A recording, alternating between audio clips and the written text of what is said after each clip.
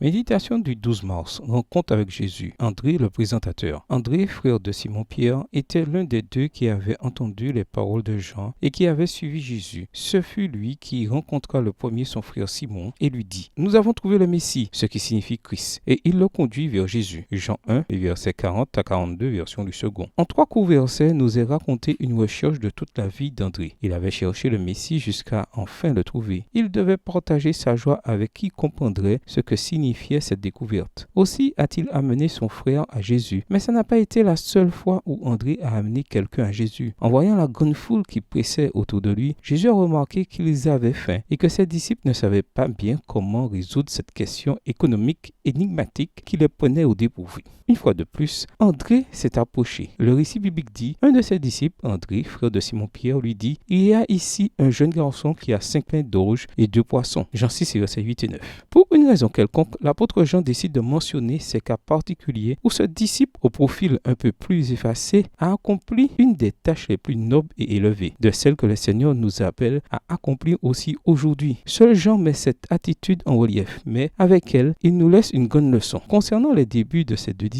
nous lisons dans Jésus-Christ: si Jean et André avaient eu l'esprit incrédule des prêtres et des anciens, ils ne se seraient pas placés comme des élèves aux pieds de Jésus. La contrition, la foi et l'amour rendent l'homme apte à recevoir la sagesse du ciel. La foi qui est agissante par la charité est la clé de la connaissance, et quiconque aime connaît Dieu. Jean 4, verset 7. Extrait du livre Jésus-Christ, chapitre 14, les pages 114 et 115, livre écrit par Ellen G. White. Il est possible que tu n'aies pas souvent les rôles du premier plan, que tu ne sois pas l'acteur principal de quelques miracles connus, mais cette attitude louable d'André, pour toujours reconnu, n'est pas insignifiante aux yeux de Dieu. De façon silencieuse, sans grande prétention, tu peux aussi présenter une personne à Dieu aujourd'hui. Comme cela s'est produit ces 2 fois-là, il peut plus tard faire de grands miracles avec elle. Ce que tu feras de ce devoir est entre tes mains. Bonne journée à toi et que le Seigneur te bénisse.